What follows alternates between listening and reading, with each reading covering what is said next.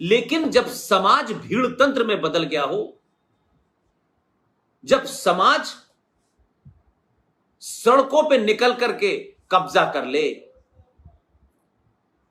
भारत की पार्लियामेंट को न माने, कोर्ट को न माने, घरों में घुस के कब्जा कर लें, सरेआम मर्डर कर दें, कोई एफआईआर लिखने वाला नहीं है, तब आपका आदर्श आपको नहीं बचाता।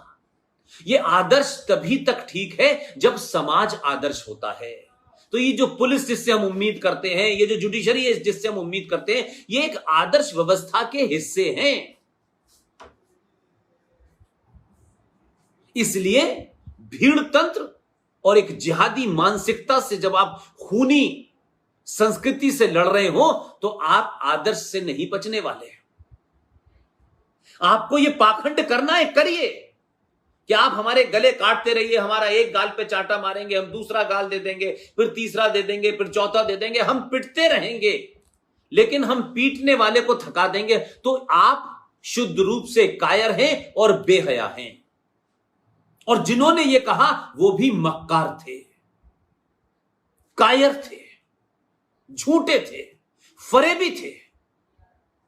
और ऐसी कोई भाषा अगर आप अपने परिवार में बैठ के बोलते हैं तो आप भी उसके भागीदार हैं। इसलिए आप चाहते ये हैं कि बड़े बड़े महान लोगों की कहानियां सुनाई जाए। भगत सिंह कौन थे, राजगुरु कौन थे, सावरकर कौन थे, ऊधम सिंह कौन थे। हम कहानी सुनाते हैं, बच्चे से ये नहीं कहते बेटा कभी ऐसे बनना ना, ऐसे मत बनना मक्कार किस्म के चाचा नेहरू, सत्ता लो फिर बेटी को दे दो, देश को बेच डालो। हम चाहते ये हैं अंदर से। हमने कभी अपने बेटे को सुभाष चंद्र बोस, वीर सावरकर, छत्रपति शिवाजी महाराज बनने की कभी हमने उसके इंस्पायर नहीं किया। और चाहते हैं देश बचाना है। तो देश बचेगा कैसे? नारों से, मंत्रों से, मंदिरों से।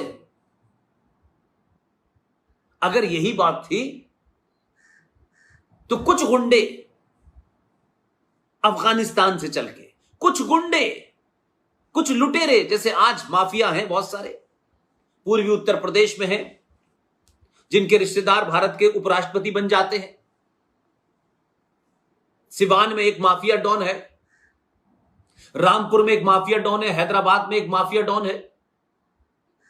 इन्होंने पॉलिटिकल अपने ऊपर एक नकाब लगा रखा है ताकि इस समाज में हमारी मक्कारी, झूठ, फरेब और हमारे मंसूबे पता न चल पाए।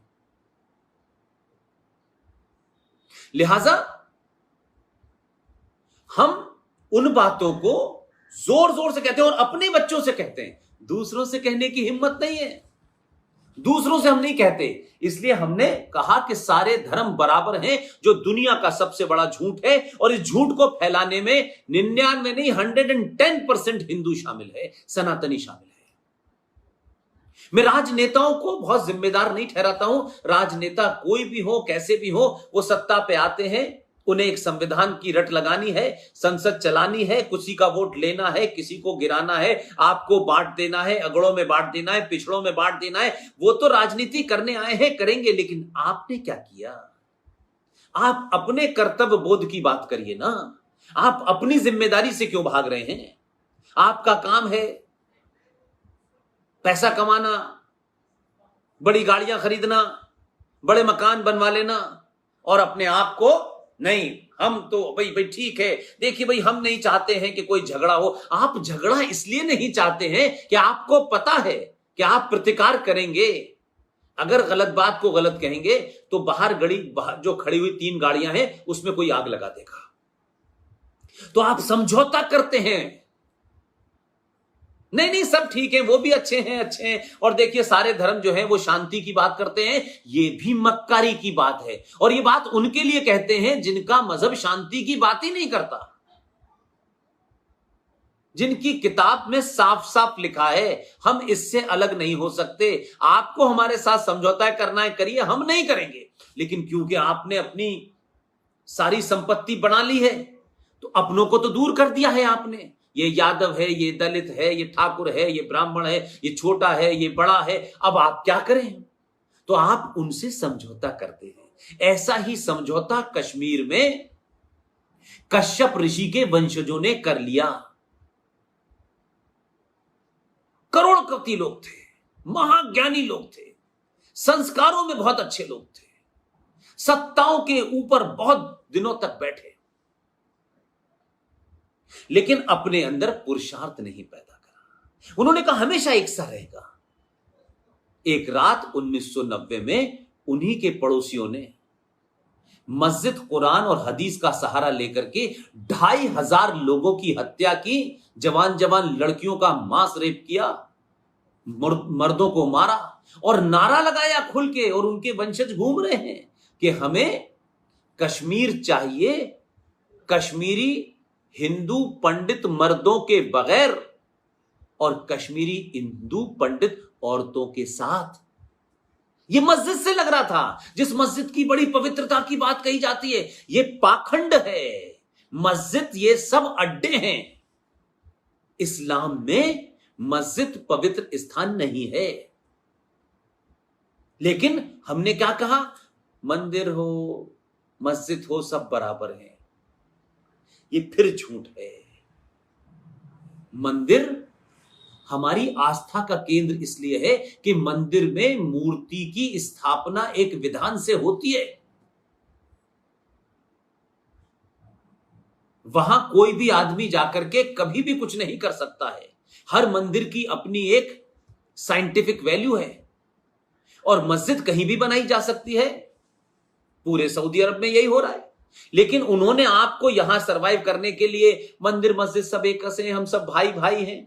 गंगा जमुना तहजीब पूरा 1000 साल से तो मेरी समझ में नहीं आया कि गंगा जमुना तहजीब कब थी। अगर गंगा जमुना तहजीब थी भाई, तो 1017 में महमूद गजनबी ने मंदिर आके सारे क्यों तोड़े?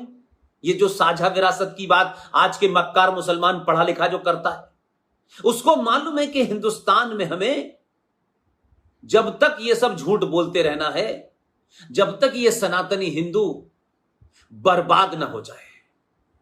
और इसकी स्थिति वैसी ही कर देनी है जैसे कश्मीर में 200 दलितों को बुलाया था 1957 में, उन जैसी। आप तो 23% थे पाकिस्तान में, 1.5% रह गए। कश्मीर एक ऐसा राज्य आपके देश में था जहां मुसलमानों की मेजोरिटी थी। उन्होंने खुल्लम खुल्ला 1990 में पहली बार देश का मुसलमान गृह मंत्री बना, उन्होंने उठा के आपका कत्ल कराया, मार दिया, भगा दिया। अब आप रो रहे, मार पीछे पुकार है, हो गया करते रहिए। अब आप ढूंढते रहिए, अब उस पर कानून बनेगा, ये होगा, मुकदमे चलेंगे, लेकिन जमीन साफ कर दी। और फिर यह भी कहा कि नहीं, वो जो मारने वाले थे वो बाहर से आए थे। एक और झूठ बोल दो और कहो कश्मीरियत। तो महमूद गजनबी कहां से आया था? जब आया था तो भाई क्या कर रहे थे मथुरा के लोग? जो मथुरा में रहने वाले लोग थे उनसे ज्यादा गिनती तो नहीं थी ना उनकी। तो क्या कर रहे थे वो इस जुगाड़ में लगे हुए थे कि मंदिर पे 10 रुपए यहां चढ़ जाए तो 5 रुपए वहां चढ़ जाए, तो मैं 10 रुपए लूंगा, तुम 5 रुपए लेना। वो इसी बंदर बांट में लगे हुए थे, आपस में झगड़ा था।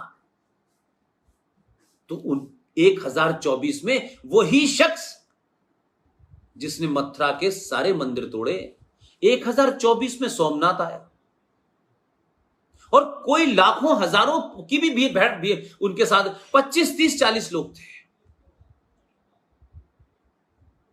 अफगानिस्तान के गजनी शहर से चला आ गया, वहां छोटा सा भी, उसका कोई नाम लेने वाला भी नहीं है, वो वहां का हीरो भी नहीं है।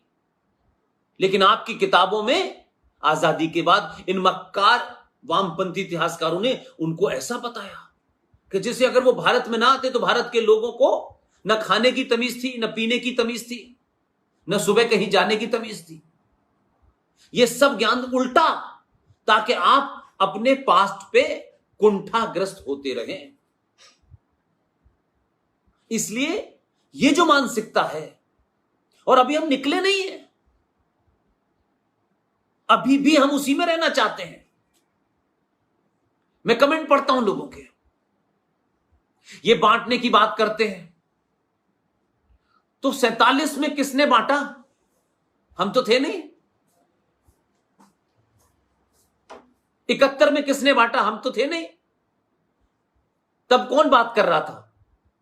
तो जब आपको शत्रु बोध का अभाव होता है तो आप एक झूठ का चश्मा लगा करके वही बकते रहते हैं सुबह से।